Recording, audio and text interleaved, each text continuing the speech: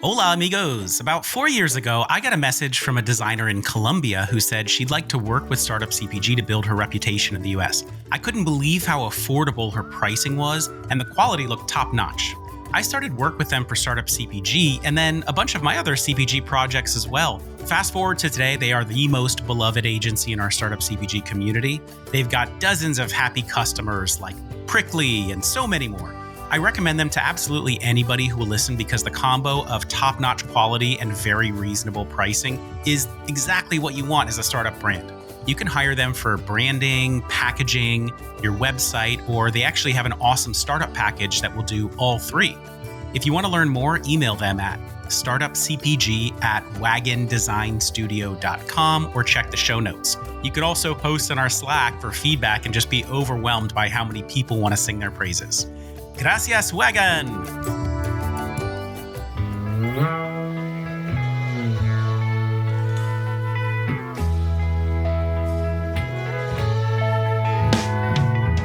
That was kind of a light bulb moment for her, and this idea was back in 2016. So 8 years ago, the number of female-focused sex brands that you'd find on the market today. So she brought her husband and their best friend Weston in, and she said, hey, I think we have an idea here. There's a real white space to create a brand that's not only natural, organic, clean, really speaks to that more conscious consumer, but also really positions the woman as the buyer in this category.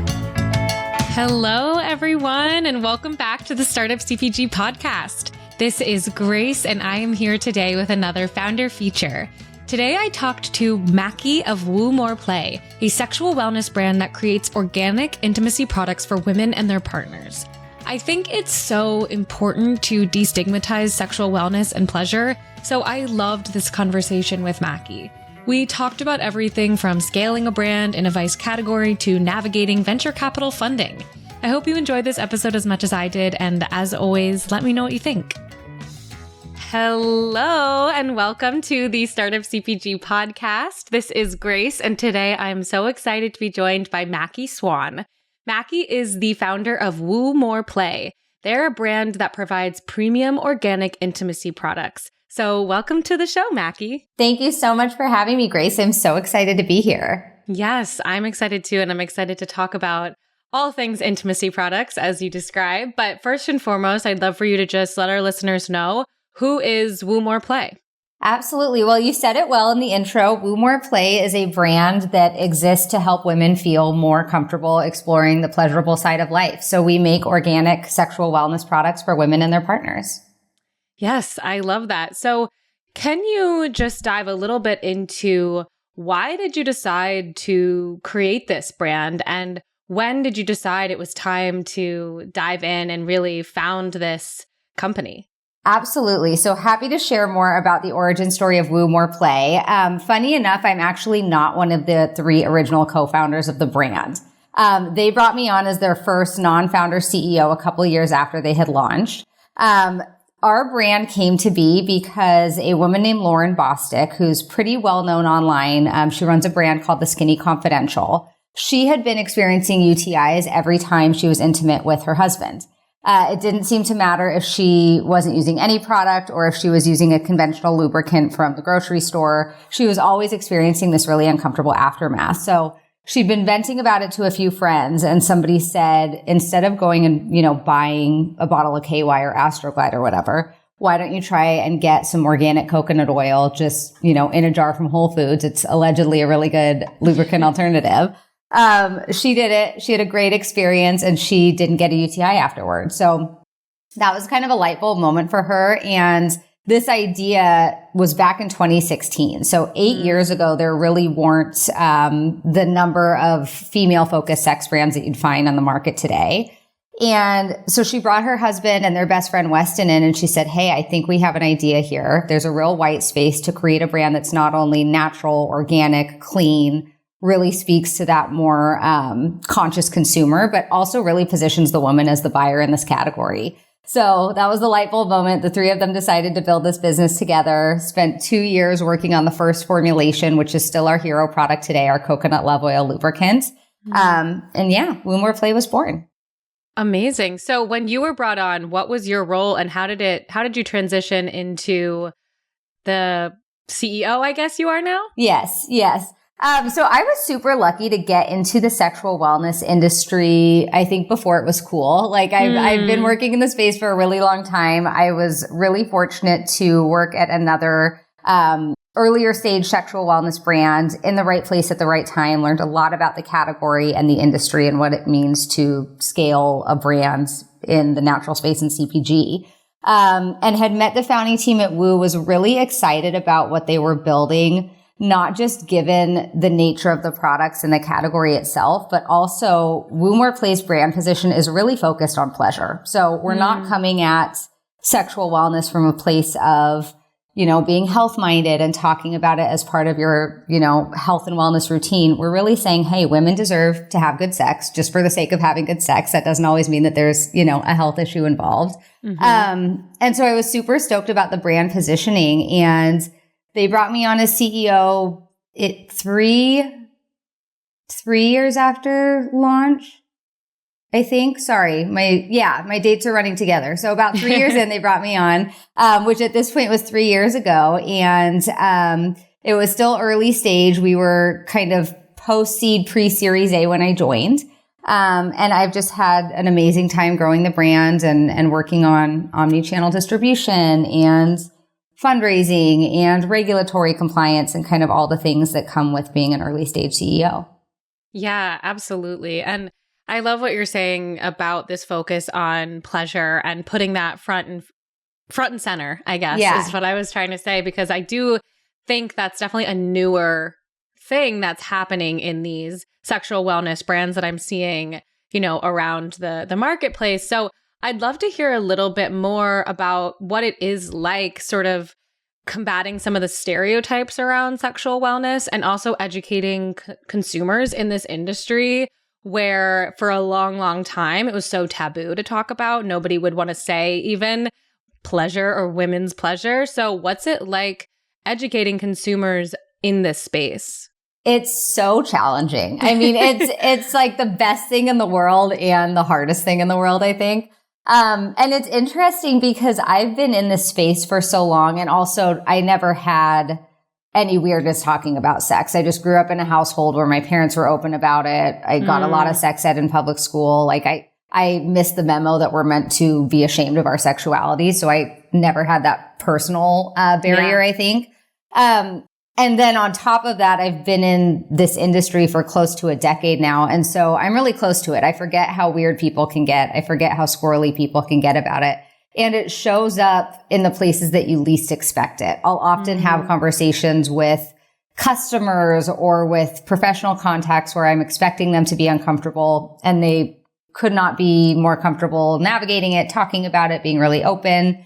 And then on the flip side, sometimes I'm speaking to somebody, super high level that I think is going to be really able to talk about my business in an elevated way, and they're just like completely transparent about how embarrassed and how awkward they feel. And so I think that it's one of those things that still very much exists, and there's a lot to overcome. I think that there's like hundreds of years of history that have like created the space of shame and weirdness around women's sexuality. But we just focus on education. And I think that like as a brand, something I talk about with my team all the time is we have to create a space where it's okay to ask the question.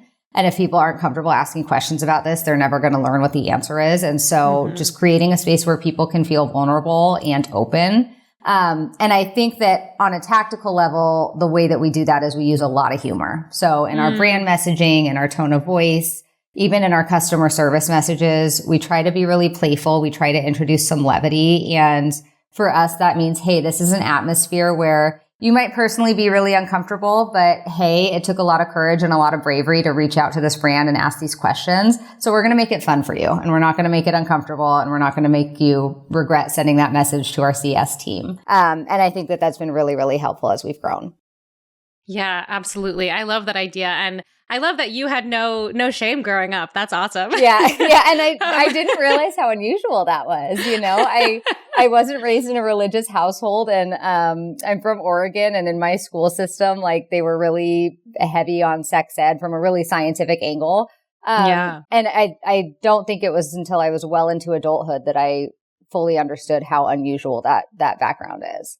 Totally. And even if you think that you're not necessarily, even if you're raised in a way that you think wouldn't make you feel shame around sexual wellness and sexual pleasure, I think there's still so much messaging from society. And even thinking about the story of your founder, there's so much shame about getting a UTI when in fact it's something that happens to so many women all the time. Yes. And they probably just need a better product, or they need, XYZ. But I know, so many friends who have experienced that and felt so bad and felt so embarrassed. And, there's just nothing to be ashamed about. Totally. It's like, okay, if you have a vagina, you're going to have a vaginal infection at some point. Everybody has it. It's a UTI, it's VV, it's a yeast infection. Like, it's going to happen. And we all have bodies. And that's just, I think, part of, being a human. And so it's nothing to be embarrassed about. Absolutely. So you spoke a little bit to how you do messaging with consumers. How have you done some of your messaging or with like retailers or wholesalers or things like that with, again, this idea where some of this might be people might be uncomfortable talking about this, but how have you approached growing Woo More Play in this category that's a little bit trickier to talk about? Yes. I mean, trial and error, if I'm being honest, that's certainly part of it. I think that I try to always like maintain the position that you get back what you put out. And so I try to just always speak about it in a very straightforward way and make sure that, hey, if I'm super comfortable about it, then hopefully the person on the other end of the conversation is going to be comfortable too. It's a really exciting time for this category in the retail marketplace. I think that especially in the last 18 or 24 months, there have been retailers like jumping into the sexual wellness space it's a totally new area for them. And they're seeing a lot of the excitement, a lot of enthusiasm around the category. And I think that we're also kind of sitting at this unique juncture where beauty and intimacy are converging more and more. So that's been fun to see. And I share that to say that we are getting inbound interest. And I think that retailers are kind of waking up to the fact that, hey, this is a great category, not just because it's an important part of life and adulthood and relationships, but also it's going to make you money. Like if you offer your customers these products, you're going to be better for it. To your question about how do we talk about it, I think it certainly depends on the retailer and the brand and just their comfort level and level of experience with these types of products. I do think that showcasing, and this is true in any category, but showcasing just the growth of the market and some of the gaps and helping them understand how their assortment specifically can fill those gaps. And also just educating about the types of consumers that are entering this space. It's one of the fastest growing consumer categories. And one of the reasons for that is that more and more adult women are entering the space for the first time. The COVID-19 pandemic and quarantine and the way that consumers used that period of life to explore their own sexuality and explore their sexuality within their relationships just saw hordes and hordes of women entering the sexual wellness market for the first time. From all walks of life, from all demos, from all geographies within the US. So I think being data-driven and painting that story has been really useful for us as we've continued to grow our retail business. Yeah, absolutely. And it's kind of a good reminder that at the end of the day, most retailers just want the data that they're going to get customers and that this is a category that is profitable. And so even if it is a topic that maybe is taboo or something they feel awkward talking about, if you can show that you're going to make them money and that it's a growing category, they're probably going to be on board. Yeah. And also just, Startup CPG, right, is so many amazing brands, obviously really heavily focused on food and bev. But I think personal care is following that pattern where people want to see a natural and organic alternative. So if a store has a family planning aisle that has condoms, that has pregnancy tests, and that has a couple conventional lubricants, like retailers need to understand that people want to see a better for you product when it comes to their body care, just as much as when it comes to their food and bev.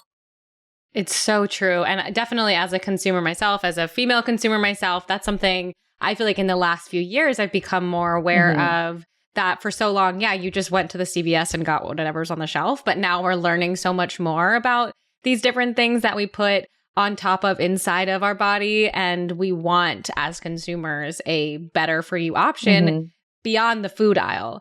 So speaking to that, what sort of retailers have you guys been approached by or approaching? And where do you kind of see Woo More Play living, or where does it already live in the retail market? Yeah, great question. So we've grown a ton in retail, particularly in the last 12 months. We've started attacking what I would say kind of the more beauty prestige channel. So we sell our full line with Nordstrom. A couple of our top customers are folks like Anthropologie, Revolve. We launched with GoPuff late last year. So showing up where she shops, but also understanding that our brand positioning is currently focused obviously on slightly more, I would say, masstige pricing. So, you know, our lubricant compared to a $3 or $4 conventional item in a grocery store isn't going to be as competitive as it is in some of those more elevated assortments. So that's where we've been focused. But that said, we are entering some new channels. I don't know when this will air, but we have our biggest retail launch coming up in early September that I'm super excited about. And we're entering a couple new channels within the next 6 to 9 months. So it's an exciting time for the brand. We'll be right back. Are you paying a ton in shipping to send out products, samples, and whatever else? The fees really add up, but lucky for you, we now have a partner that gets you access to the discounted shipping rates that are usually only available to those big companies. I worked with them for my last beverage brand, and I can tell you they definitely got us savings. Whether you're sending overnight samples, fulfilling e-commerce orders, or even a 40-foot ocean container, our partner, Enterprise Purchasing Group, or EPG, has got you covered.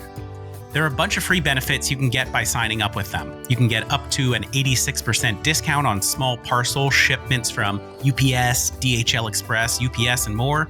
You get really competitive LTL and FTL rates through UPS. You get discounted spot and fixed ocean rates through Flexport and Maersk. You get exclusive air freights, and you also get preferential terms with supply chain financing. All you need to do is reach out to Francis Agas. His email is francis, Francis, at enterprisepurchasing.com. Mention the Startup CPG discount and take advantage of those savings. Good luck, everybody, and happy shipping. And now, back to the show. Very exciting. And I think this will be coming out in early September, so it could be perfect timing on all fronts for you to get that. And that makes me think of another aspect that I saw just on your website, which is press and your approach to getting press for Woo More Play. I noticed that you guys have gotten a lot of it, which is awesome. And especially I feel for these more personal care products, sexual wellness, things like that. You, at least again, personally as a consumer, I know I want someone to recommend me a product before I just go out and buy it. I'm very unlikely to buy a product that's so intimate just on an advertisement or anything like that. I want to be recommended it by a friend or by, you know, a press outlet I trust, or even like a social media person. So how have you approached getting that press and then, you know, getting that message out there? So this is such a funny question when you ask how we've approached getting press, because the honest answer is we haven't. We don't have a publicist. We've never had like a PR agency that we've worked with or paid for. And I think I credit the fact that we have had incredible press. I mean, in most months, like Cosmo, Glamour, Allure, all these really incredible, Women's Health writes about us a lot. All of these really incredible publications have incorporated Woo More Play into their coverage on intimacy and sexual wellness.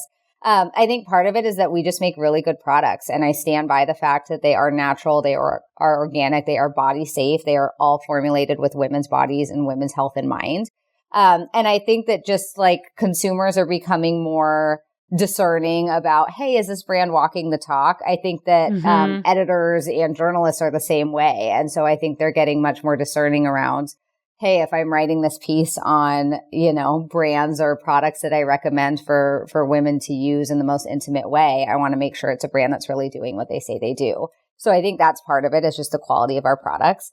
The other thing, and this is maybe becoming less relevant the more time goes on, but historically, like this has been kind of a niche. And so unlike beauty, where I think there's, you know, feels like a billion different editors at a billion different publications, like there's kind of a few rock stars in the space of sexual wellness when it comes to editors that are really committed to covering this industry and covering this category. And so I think that we've been fortunate to get on the radar and have continued to create products that impress them. And so we've been really, really lucky to get crazy amounts of coverage in ways that I do not entirely understand. So totally. I mean, yeah, I was just looking at the list of the different publications you guys have been in, and I was like, there's so many here. Yeah. This is like the dream for any brand. But I love that. And it definitely does speak to the quality of your products and the messaging. And like you were saying, I think for so long, these products were made by men without really thinking about the unique needs of women. And so to have brands now that are really making these products specifically for women and specifically for women's needs, I feel like is a huge addition to not only the category, but just like women's health across the board. And even to just have a brand that has the messaging you guys have, I think is really exciting and important for a young woman, an older woman, anybody who wants to learn more about their sexuality and sexual wellness. So kudos. Thank you. Thank you. So another question I had, again, in this sort of press world, but what has been your guys' approach to social media? Obviously, so many young women, young people are learning about brands through social media. So how have you guys approached either, collaborations on social media, working with influencers, or just putting your content out there? Yeah, that's a great question. Social media is really tough for us. We continue to face a ton of policy issues, not just when it comes to, paid advertising campaigns on social platforms, even just our organic content. It often feels like it's a game of whack-a-mole where it's like, okay, is this type of content or this creative, like it got approved yesterday, is it going to get approved today? Will it get approved tomorrow? It's hard to say. I think that we have continued to try. And I think that one thing we've done, for better or for worse, is just remain committed to our brand values and remain committed to the fact that Woo More Play exists to destigmatize women's sexuality. And so if that means that I'm constantly in a fight with Meta, fine, I'm constantly in a fight with Meta. But like myself and our team, like we haven't been super willing to water down our content too much just for the sake of getting more reach online. And I think in some ways that's probably hurt us, but at the end of the day, I don't want to become part of the problem that we're trying to solve. And so we just continued to try. I think that we probably haven't grown on social as quickly as we could have if we didn't face those barriers. But at the same time, the connection that we have to our community and the connection that we have to our followers on social media is incredibly strong. If I let you read like the DMs that we get on Instagram every day, you would just be floored because people are like super supportive, super vulnerable, super engaged. And I think that's more important to me than like how many likes am I getting on this post. Yeah, absolutely. And I've noticed that myself on Instagram, even of just like different creators having to use like creative spelling of the words like sexual, or, starring things out because they're worried about, having Instagram take it down or anything like that. So that's definitely a big challenge. And Meta, if you're listening, let's make some changes. Please. Yeah. I think this is going to get straight to Mark Zuckerberg. I mean, let's send it to him. Somebody's got to have a connection, right? If you have a connection, hit up Mackie. I will give you some woo, please. Yes, in exchange. Perfect. Well, I'm sure Mark Zuckerberg's partner would be thrilled. Yeah, I think so too. Let's make it happen. Yeah. Okay, I love it. Well, speaking, I guess, of the Silicon Valley of it all, you mentioned earlier on in the call doing some fundraising rounds. So how have you guys managed funding in this space and as a brand and as a growing brand? Obviously, you're launching into more retail placements. So how have you approached fundraising? Great question. We've been super fortunate. So we did have, before I came on board, they had done some fundraising, just more in angel and friends and family rounds. And taken in a little bit of investment from a strategic investor. The year after I joined, we closed our first proper like venture capital round and have really wonderful investors. And we've continued to add a few more angels to our cap table since then as well. So we are VC backed. I think that that's a decision that every founder, every startup CEO has to make is, are we going to go the bootstrap route or are we going to look for outside financing? For a variety of reasons, we've chosen the path of outside financing, and I think we've been better for it. We have incredible partners and incredible stakeholders who do so much for us beyond just write us a check. And so that's part of it. And then earlier this year, we actually did a super fun crowdfunding campaign, which I had never done before. We were the first sex brand to launch on Start Engine, which is the crowdfunding campaign backed by Mr. Wonderful, Kevin O'Leary. We raised $1 million in a 3-month period. So It was kind of an experiment. Nobody on our team had done it before, but just like you do when you run a startup, you kind of figure it out as you go. And we were really fortunate to have a successful campaign. And we saw that just as much, I think, as a marketing opportunity as like a fundraising vehicle. It was more about how can we connect with our community and how can we really create some momentum around the brand as we attack all of these new retail launches. So it's been really fun. And I think that, obviously the VC landscape for the world of CPG has changed really significantly. But I think if you have the right partners and you have the right stakeholders, those people are going to help you navigate those changes. Yeah, that's great to hear. And I have two-pronged questions from that, which is the first is you mentioned, great partners and VCs. What advice would you give to somebody who's maybe entering into looking for VC partners? How would you advise them in the sense of what they're looking for? How do you know it's going to be a great partnership? Is it just like a vibe thing? Or how do you know this is the right partnership for you to engage in? The real answer is you don't ever know with 100% confidence, which is kind of the bummer that nobody wants to hear. I think that there's a lot of ways to pressure test. One of those, I'm like the queen of back channeling. I don't care if it's a potential investor or a candidate that I'm interviewing for a job. I am going to find somebody in my network who knows someone who's worked with this person who can kind of give me some offline information. So that's one way. Talking to other founders in their portfolio can be a really good source of information. I think also if you have existing investors or existing, partner stakeholders in your business who can maybe help you evaluate, that's another way to do it. Because oftentimes, investors all know each other. So if you ask around, that's a way I think to do some vetting. But I think just more like, how do I want to say this? A lot of it for me has kind of been a gut check in a way that served me really well. And what I mean by that is if you're pitching somebody and they're asking you all of these questions that kind of feel like busy work or make you feel like they really don't understand your mission or really don't understand the value of the business and the brand that you've created, I think listen to that voice. Like there's a reason that you're feeling that way.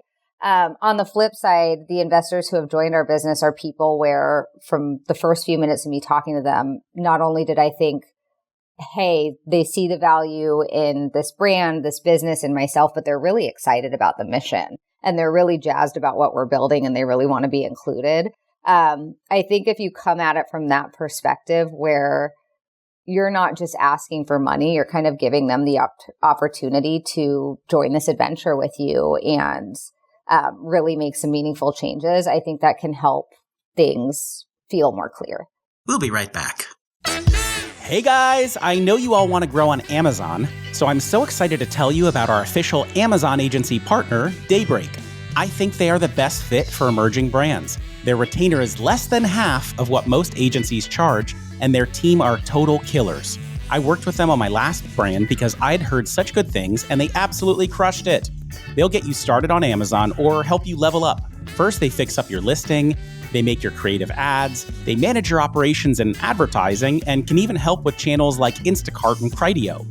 If you're interested, email them. It's startupcpg@daybreak.agency. It's also in the show notes. And make sure to mention Startup CPG for $600 of free design credits. And now, back to the show.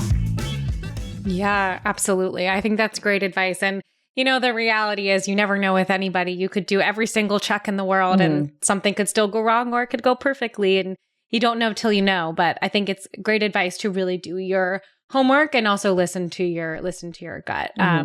So my second question was about the crowdfunding, which is I've definitely heard from more founders who are interested in going that route, especially as you said, the VC landscape has shifted and funding has shifted. So how did you guys approach your crowdfunding campaign? I know you said, you saw it as marketing as well, but how did you approach it and what advice would you give to a fellow founder who may be deciding to launch their own crowdfunding campaign? Yes. So in terms of how we approached it, we we launched our crowdfunding campaign in January of this year. So almost exactly 6 years after our first product launch.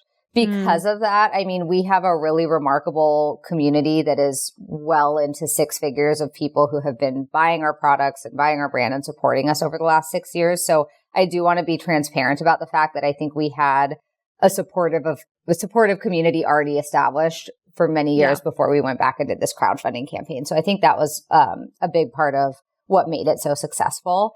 We approached it with a lot of humor. We really leaned into kind of the playful side of the brand, and we had a lot of fun with our creative and our campaign video. And we're like, if we're doing this, like, let's make it fun. Let's make it silly. And I think that really resonated with people. In terms of advice, I think first and foremost, be very thoughtful about the platform that you choose to launch with. We spent a lot of time evaluating the major players in the space and understanding the pros and cons, and each of them have pros and cons. There's no one clear winner. But understanding like, okay, with our goals, with where we are as a brand, with what we're good at, with what we're not so good at, who's going to be the best fit for us, I think that's a really important decision. The other thing to know, and hindsight is 2020, of course, like you don't learn until you do it, but it's a lot of work. It is a lot of work if you're a startup and you have a small team and you have limited bandwidth and limited resources. Understand that if you decide to do this, it is going to take up your entire life for many months. It's in no way, in my experience, easier or less work than a private VC round. I think some things were better, some things are worse, but just understand like the administrative burden, the creative burden, so much goes into launching the campaign. And then once you launch, I mean, I was talking to investors every single day. They're sending emails, they're asking questions, you're hosting community calls. So make sure when you do it that you're ready to do it in all the ways, but especially that you're doing it like during a time in your business where you can really give it your undivided attention, because I think that's what it requires to be successful.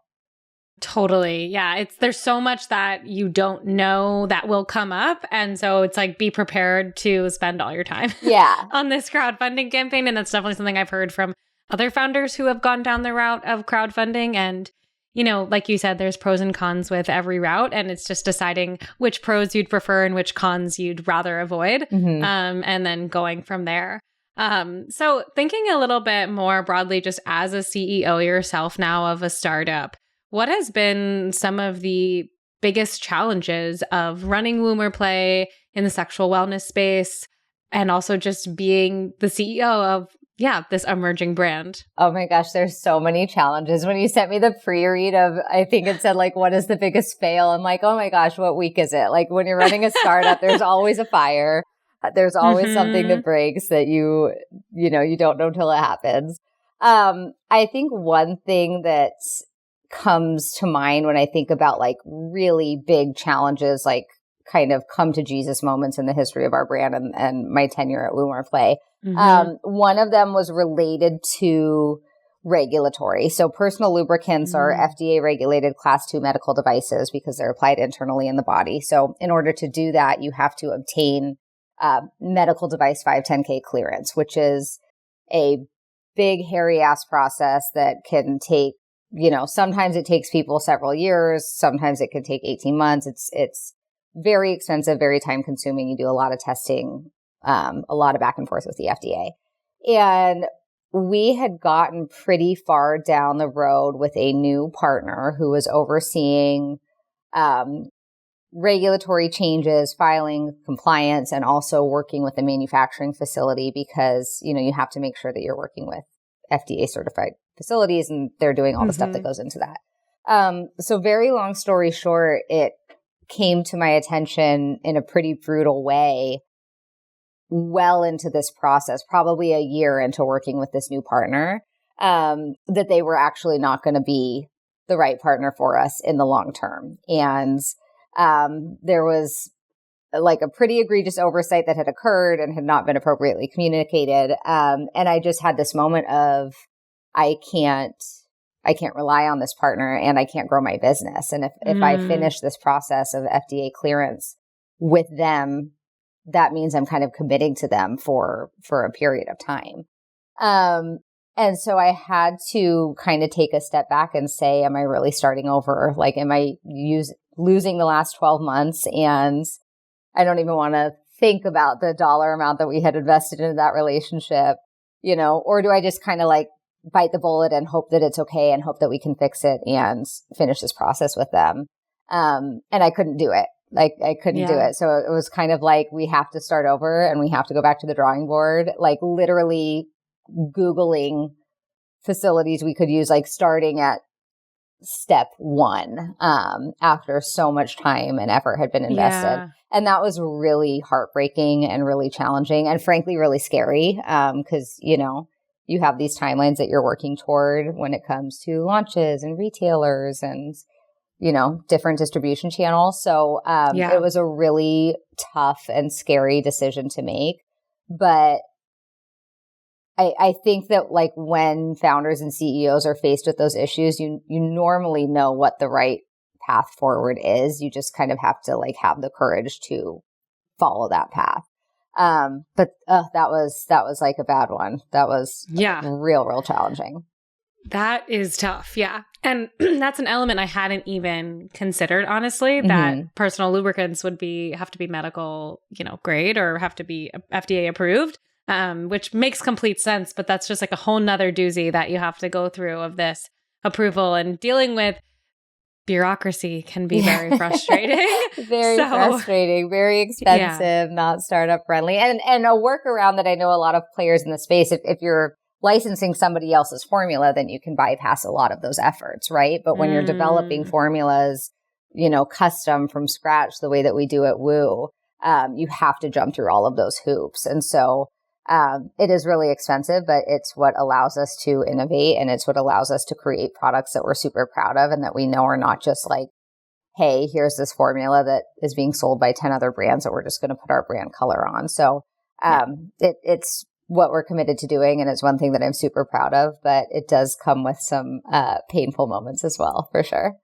Yes, absolutely. And I think it's that tension of, choosing to stay true to the ethics of your brand and the mission of your brand versus taking the easier way or the shortcut that might make things simpler, might make things less expensive, but would ultimately undermine the mission of your brand. And like you said, so many consumers these days really want to see a brand that's walking the walk and not just saying they're doing things. So I think it's really great to hear that that is true for you guys and that you're continuing to do so even when it makes your life a lot harder. Yes. And a lot more challenging. So another question, and we'll wrap up soon, but was for other founders who are thinking of entering one of these categories like sexual wellness, for example, or any other category that maybe is more taboo or historically taboo. Obviously, so much of that is changing. What advice would you give them if they're thinking of entering a category like this? I would say if it's something you're super passionate about, to do it. I wish there were more of us, which sounds weird because it's like, wait, what? She wants more competitors. But I wish that we lived in a world where these products were readily available and they weren't stigmatized and they weren't like a sensitive, awkward topic for people. So I think it's great if more people want to enter the space, and more are, like, as the market growth has shown. I think that people are catching on to the opportunity and jumping right in. I think that this is not unique to this category or any vice category, but if I was talking to anybody who said, hey, I'm thinking about starting a brand, like, make sure that you really want it and that you're excited about it and that you feel compelled to do the work regardless of the outcome. Running a startup is super hard. It takes a lot of energy. It takes a lot of commitment.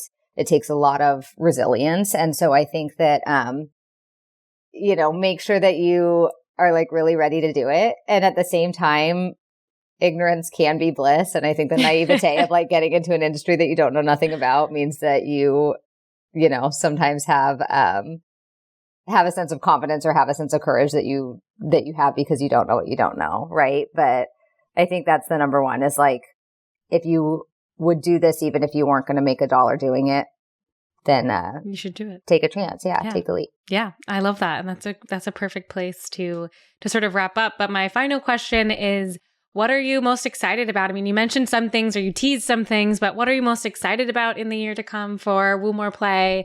And where can people learn more about Woo More Play? And yeah, what does the next year look like for you guys? Yes, there's so many exciting things in the pipeline right now. So we're deeply, deeply focused on retail launches, as I mentioned. And hopefully around the time this comes out, we'll be talking about it publicly. We're also working on a couple new product launches that folks will see from us in the next 6 to 9 months that are really like game-changing products in our assortments and things that we have never done before that I am incredibly excited about. And we're just focused on continuing to support our community and continuing to educate people and making sure that Woo More Play continues to exist as like a platform and a place where people feel comfortable exploring their sexuality and having more fulfilling relationships. And if people want to learn more, woomorplay.com. They can also follow us on social at Woo More Play. You do have to type it in exactly as it appears because depending on the day, we are probably shadow banned. But yeah. Amazing. Yeah, I think that's it. I love it. And I can't wait to hear about all the new products and the new retail launches. Super exciting. And yeah, everybody check out Woo More Play. And thanks so much for coming on the show, Mackie. Amazing. Thank you so much, Grace. This was an awesome conversation. All right, everyone. Thank you so much for listening. If you enjoyed this episode of the podcast, it would help us out so much if you left a 5-star review on Apple Podcasts or Spotify. I am Grace Kennedy, the editor for Startup CPG, so feel free to add me on LinkedIn or reach out to me on Slack. I'm always on the hunt for new and exciting brands to feature. And if you're a potential sponsor that would like to appear on the podcast, please email partnerships@startupcpg.com. And finally, as a reminder for anyone listening, if you haven't already, we would love for you to join our community on Slack, and you can sign up via our website, startupcpg.com.